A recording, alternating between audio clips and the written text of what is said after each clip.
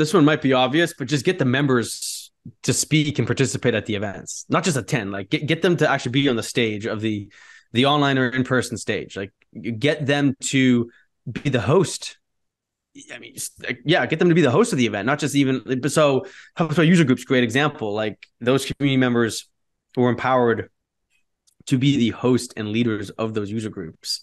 And yeah, they spoke at them, but they also were the actual physical like hosts and people who set up the location and got people to the event. Get members to invite people to the event. I mean, you really shouldn't have to incentivize them that much, if at all.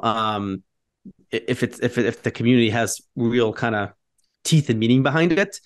So the simple answer is just participate in a few different ways.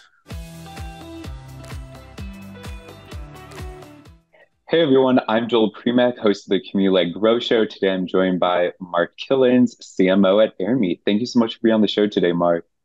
Thanks for having me, Joel. Great to be speaking with you on this fantastic podcast. We've talked a lot on LinkedIn in the past, so it's good to finally do this. Likewise. And yes, it's so much fun to bring like LinkedIn relationships into another virtual setting. So happy we get to have a live conversation today. Well, I first want to start off our conversation today with a super softball question. Would you please give everyone a 30-second intro about yourself? Oh, yeah. This is always the fun part, right? When you do this. I mean, I'm a longtime marketer. I guess you could say that. I've been doing it for about 15 years now. Been at 4 different companies. Airmeet's my 4th company.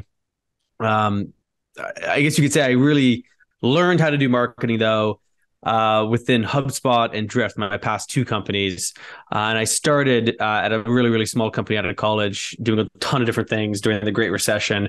That also taught me a lot, don't get me wrong. But I think, my marketing degree, my marketing MBA was provided to me through HubSpot and then Drift, of course. So super fortunate to have worked at those companies. And I guess you could say my probably biggest accomplishment that I was able to achieve with hundreds and hundreds of people that helped with this in a direct or indirect way was the creation of HubSpot Academy. So yeah, super excited to be talking to you today. Yep. I saw them. Like, that is one nice feather in your cap. For sure. It was fun. Yeah, it was fun. They're doing great. Courtney Semmler is leading it. The team's like 60 people now. It started as just an experiment. Then it got funding, thanks to Frank Ogier for us and 2 other people, for myself and 2 other people to kind of see if it had legs. And sure enough, yeah, it was turned out to be something that really helped HubSpot. But I think the biggest accomplishment that I like to point to is like the millions of people that it's helped teach, helped change their life in some way. So it will always be very close to my heart. Well, I'm just going to say one other thing. I think it's also really fun, or it must be really fun now that you're no longer at HubSpot, to still see people like completing the certification programs and sharing those on LinkedIn. I'm sure you see them just as much as I do. And it's always fun to be like, oh, that's so cool. So I just imagine that that's a nice, like, warm fuzzy that you get when you see them. Yeah, it is. And talk about community building, right? I mean, it was a huge catalyst to the community growth at HubSpot. 500,000 people certified, millions of people that are members of HubSpot Academy. Started off with just a couple of hundred people getting certified, every few months. Now it's tens of thousands every month. Could be north of 50,000 every month. So yeah, I mean, education content as this catalyst to establishing a community within a larger community, you could say. HubSpot definitely had a community around it at that point. But this added to that kind of community flywheel, if you will. Yeah. Well, we're going to go in a different direction today for our conversation. As much as I can talk about education, because I love it as part of the community strategy, we're going into events. So something that Airmeet has really coined is this go-to-market strategy of event-led growth. To set the stage for today's conversation, would you please define it for everybody? Yeah, no, absolutely. Before I define it, I'll give you kind of some backstory on how it kind of came to be, at least in my head. It was from my time at Drift and then also reflecting upon my time at HubSpot. Both companies used events, I'm putting events in air quotes if you can't see me doing that, um, in a significant way to go to market. So for HubSpot, the first incarnation of events, even before inbound, HubSpot User Group Summit, then it became inbound. I was actually at the first ever HubSpot User Group Summit in 2009 at Gillette Stadium, the home of the Patriots, the football team.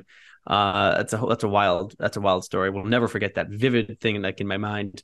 But they were doing a lot of webinars before that. Mike Volpe, Karen Rubin. And like a webinar, in my opinion, is an event. It's so anytime you get an audience together in a live format, it's an event. And I think you have to think first about like how do you define an event when you think about event-led growth. So when you think about webinars, trainings, a live podcast, if this was a live episode, of course the summits, the conferences, but even like small meetings of 20 people that are invite only that are either in person or online, those are all events in my opinion. So when you think about how HubSpot grew their business through a lot of webinars, user groups, the big summit they did every year, field events. And then you think about how we did that at Drift too, really with hypergrowth being one of the catalysts to the community growth, hypergrowth being the in-person event that was started back in 2017. Events are and were a huge driver of growth to those businesses. And they are, of course, that same thing at Airmeet. But when I reflect back on those experiences, and when I was thinking about maybe joining a company like Airmeet, I was like, there's something more here. There's more like there's more than just like events as a channel, events as an offer, events as a catalyst to a community. Events can be and are this driver of business growth that I don't think people have fully like realized or thought of as like a strategy. When you think about it as a strategy, and now it's going to require us, Joel, to teach a lot of people about how to do this with other people in the community that are doing it. It's gonna hopefully unlock a lot of like good things for a business. Because you think about just what those things did for HubSpot and Drift, of course, drove revenue and whatnot, but it really grew the community. It spread word of mouth. It formed connections between people and the brand, but then most importantly, it formed connections within the community of people that HubSpot was attracting, right? It created these kind of different sub communities, or as Darvesh would say, like nodes within a community that then get connected together. And it's all because of the act of joining together, getting people together via some type of shared experience. Definitely would agree. And I think something else is an outsider looking in, especially at Drift's hypergrowth, that I would always see after, usually the day of or the couple days after, would be posts on LinkedIn with like screenshots and people just like raving about it. And so it's just like, oh, like all these people on my feed are like raving about it. Like, boy, I must have missed out on it. Like, either you're going to sign up for the on demand to watch it if it's available, or you're going to make sure that you don't miss hypergrowth then in the future because you remember all the social proof elements. What's a great point. I call it the event engagement ripple. Like you drop, a stone into a body of water or anything into a body of water and it creates ripples from it. So you have the event, but then you have like the social aspect of it that happens, during it, but then like you said, after. Then you have the content that you can build as one of those ripples, after the fact. Then you have just like how an event will help attract people back to your website after the fact as well, because the social and content piece. Then you have like the word of mouth that comes from it because people talk about hypergrowth. We're still talking about right now, to your point. It's like, wait a minute, there was 5 years ago. Word of mouth is still happening around that, right? Inbound, I brought up inbound from 2009 or HubSpot User Group Summit. That's what it was called. So like, right there, right? It's kind of meta how we're talking about this now, but like, that's the ripple that has a very long tail when it comes to events versus maybe like an ebook. Like, does an ebook have that same type of ripple? Probably not. Interesting. So I'm going to take a different side on that then and say if you do an ebook that's especially data driven, I think you have more opportunities to use it in more ways, whether it's doing your own webinar or if you're sponsoring like another event, maybe your session is going to be pulling in some of that data that only you really have because hopefully you're the one who um, like paid for it, so it actually is your own data. But I think from there, you have opportunities to like use it in those virtual experiences. You can bring that data onto podcasts, into content. So I think with data driven ebooks and things of that nature and reports, you can, similarly to events. I think if it's just an ebook around heavy content, but not like the data piece that's something special and proprietary and unique, then it becomes harder. That's just my opinion Yeah. though.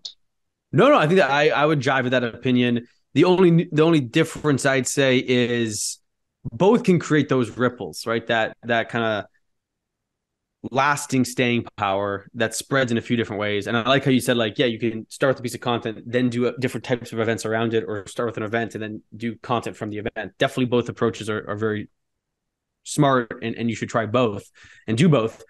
The thing though with the ebook, I think the ripples are not as big as typically an event. Depending on, again, event being not apples to apples to all ebooks and vice versa. But like I have the sense, I really don't have data to quantify this, just my gut feeling based off of like 15 years of looking at this stuff. Um, I think event will have a bigger ripple effect.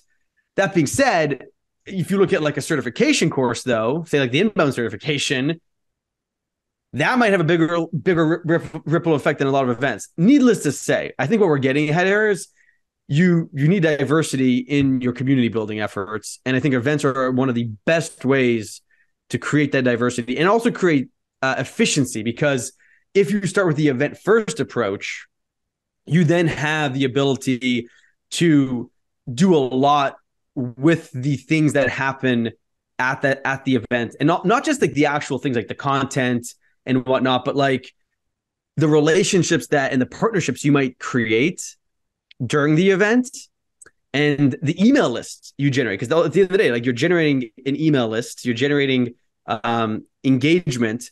How could you go back to then some of those people with that? So, for example, we partnered with a new media company, a B2B media company called Partner Stack, and not Partner Stack, sorry, Partner Hacker. There's another company called Partner Stack that we did something with, but Partner Hacker back in November, they did a 5-day event. That's kind of one of the big jumping off points for their community. And like since then, we've done, like, I can't even tell you, countless number of small things, and we're planning another big partnership next year. But like, that was a catalyst of an event we did together. So anyway, we're kind of bouncing around here, but your question on event-led growth and how it can help not just a business grow, but a community grow, I think we're kind of pulling at that right now. Yeah. So gonna go a little next level into that. When you say event like growth, we just talked about it. Now I'm curious, like, what or who do you think are is doing this exceptionally well in terms of either communities or companies? So people have real life examples to go look and kind of do their own like research and do their own like little case study. Because I think it's helpful to have examples and say like, hey, this is why they're winning, and this is how we could take elements that we really like that are missing from ours and implement that into our program. Yeah, sure. I'll give you a crazy example. That's not even a company. That's not a B2B or B2C company. I'll start with this crazy example, and we can go into some other examples. Like, then there's a very traditional B2B example that I use a lot. But the most like kind of out there example is when an artist or a band goes on tour. And the best example of this is the Grateful Dead.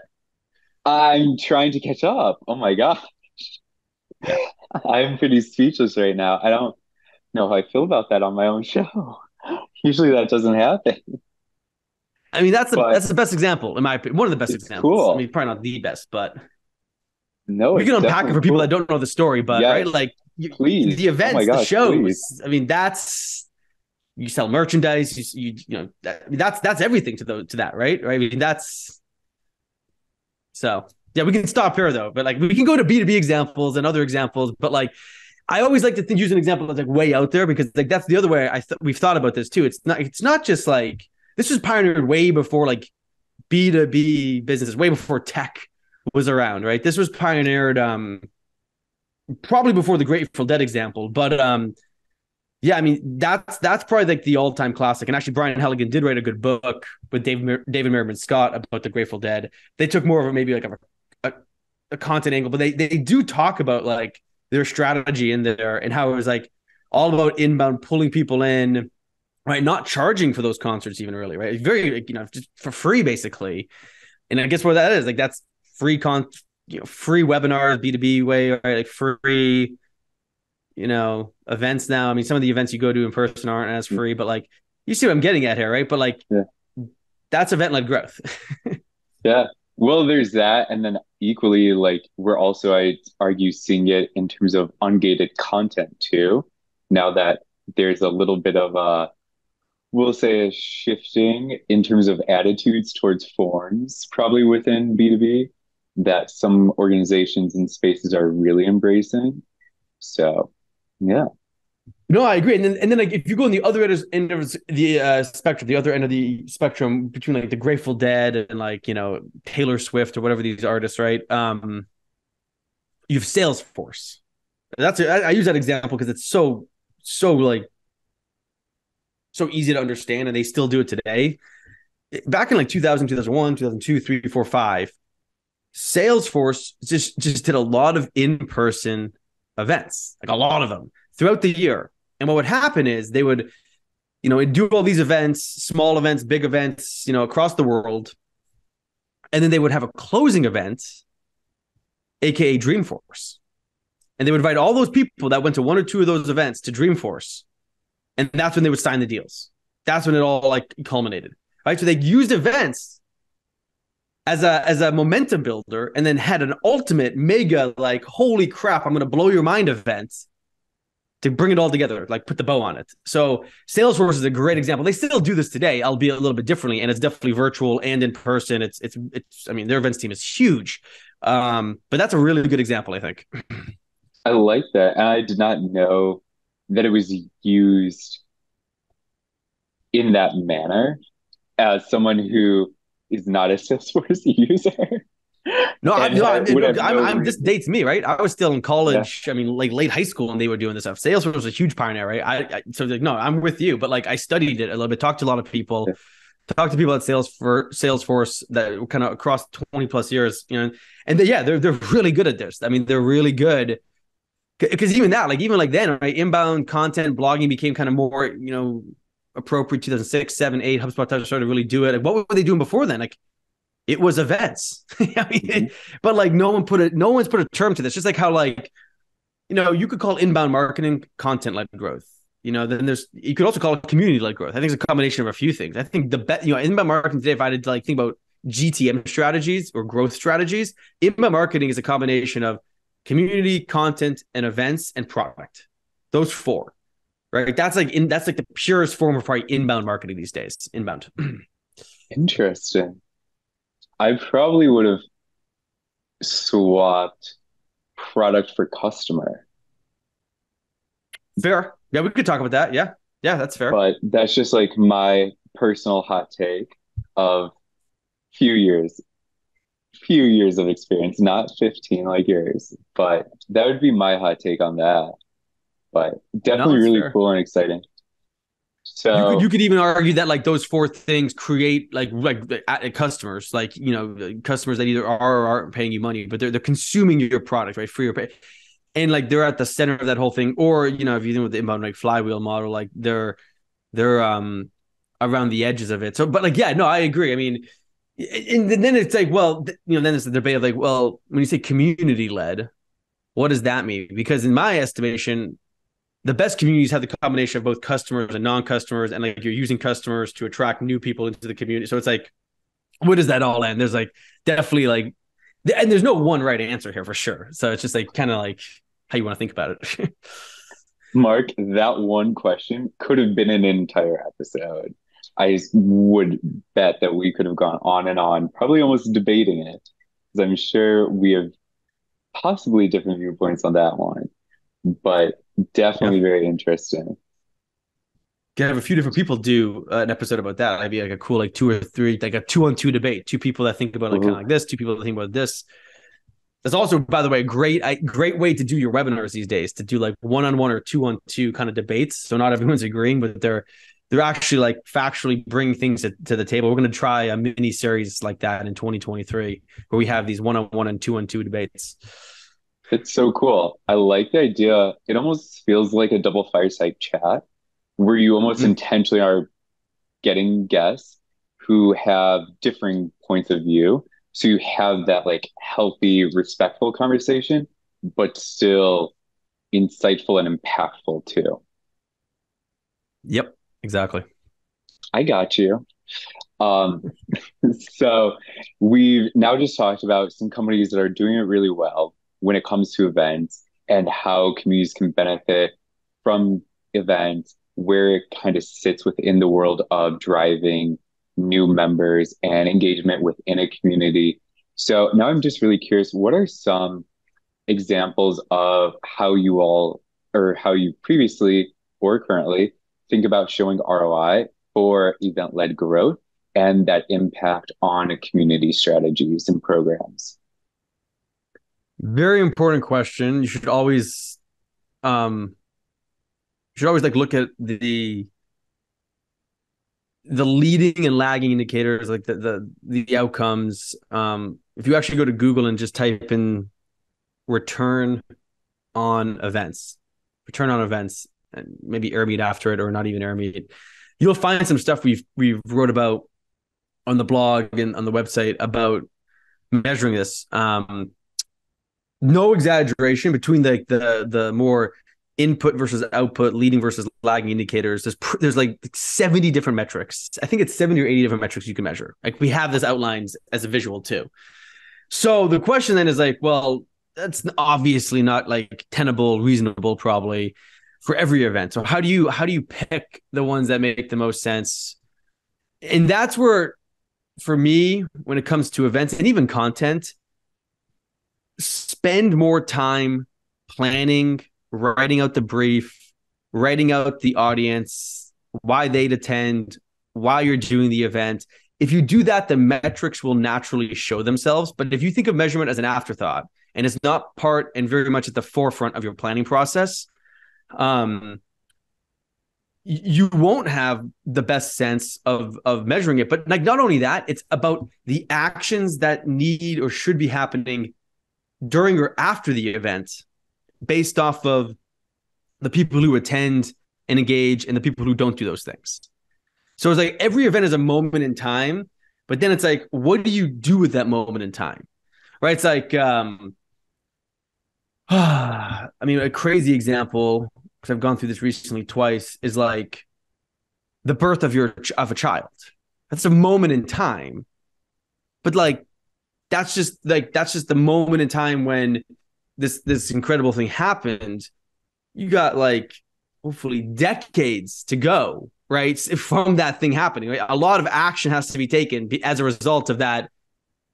I want to maybe call it is an event if you define an event like that, but like that thing in your life, right? So when you think about something like, and I'm not trying to compare B2B events to childbirth by any means. Don't get me wrong. What I'm just trying to articulate is it's a waste if you don't think about how to use that moment in time um, down the road to benefit the community or your customers, and then of course, like the business in some way, ideally. Uh, so you have to think about this up front, and I think about it as, what are the ways we measure the quality of the event from an attendee standpoint? So how do we measure the quality of who comes and registers versus the quantity of it?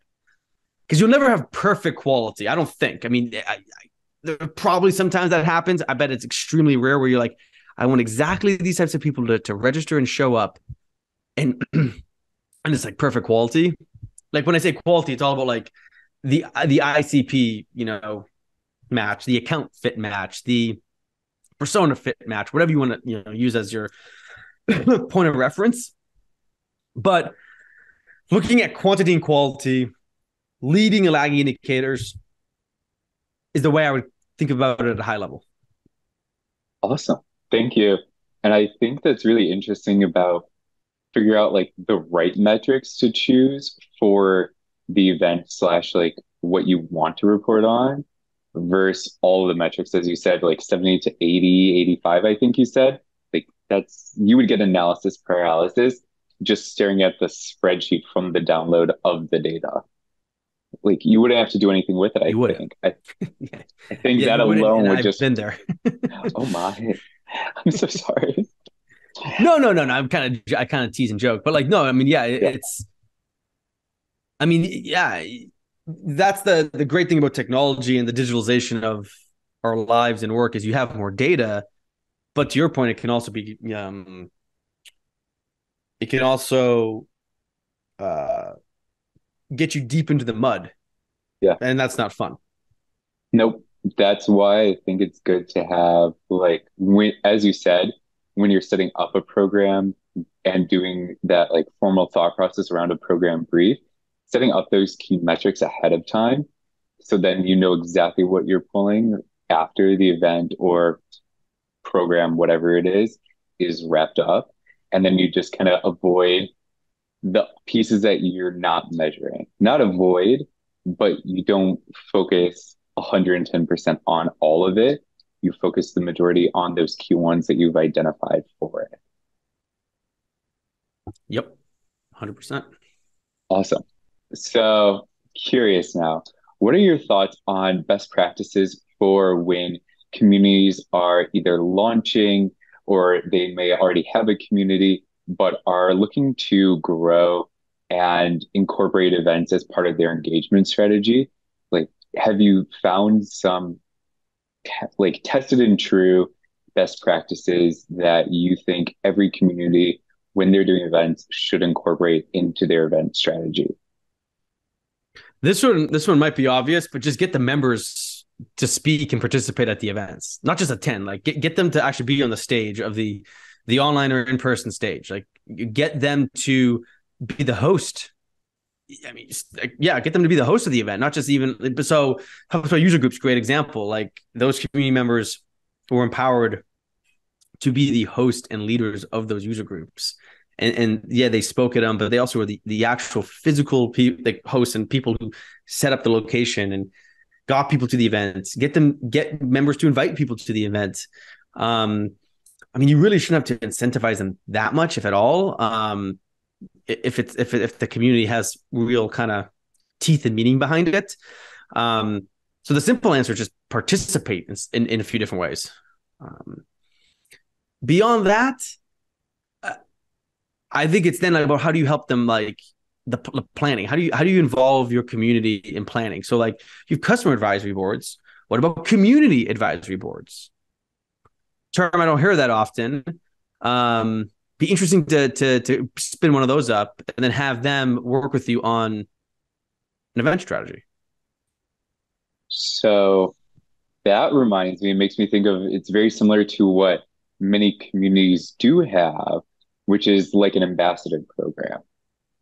I won't say many communities. I think predominantly two types of communities have them, but I think that that's really where that type of relationship with highly engaged members, where they're heavily invested in the success and belief in the community, would come in, and that's where they would be more open to really co-building like the strategy and some of these larger pillars within the community. Great point. Yes. I mean, that's a great way. Any way you have like a segment of that community that's more active, that's engaged at a different level, that wants to do more.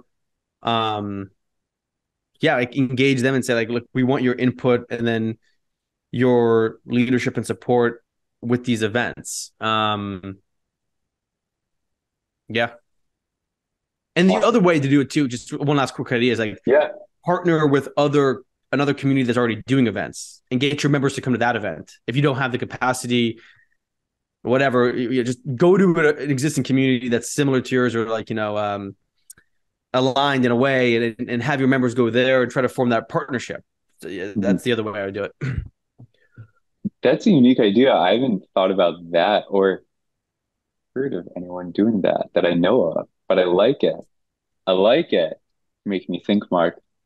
So now that we've talked about best practices for event strategies for communities, I'm really curious, what are your three community trends that you're watching for in 2023 and beyond?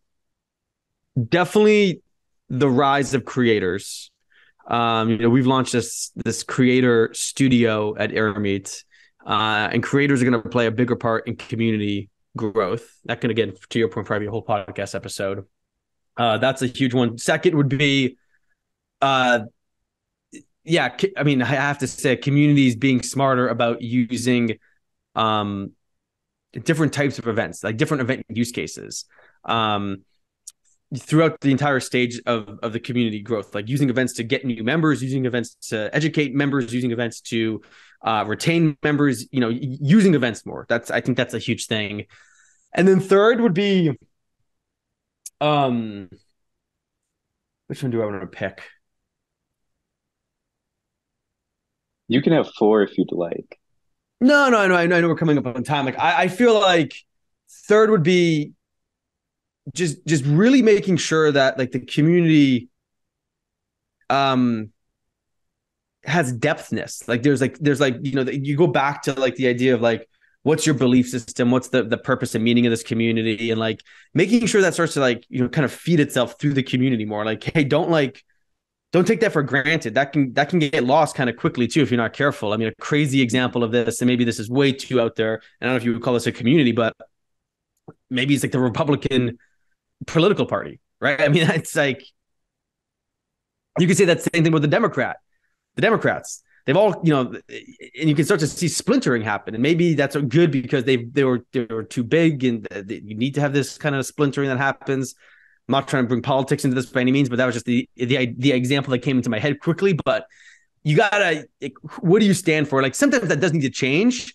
Just make sure that like as it changes or it needs to change, like you I don't have any good answers here, but like you involve a good contingent of the community, and like there's voices that can be heard. Mhm. No, I definitely think that that's a great point about essentially like bringing members into whatever you're doing to help really, as I said earlier, a little bit like co-build and co-create.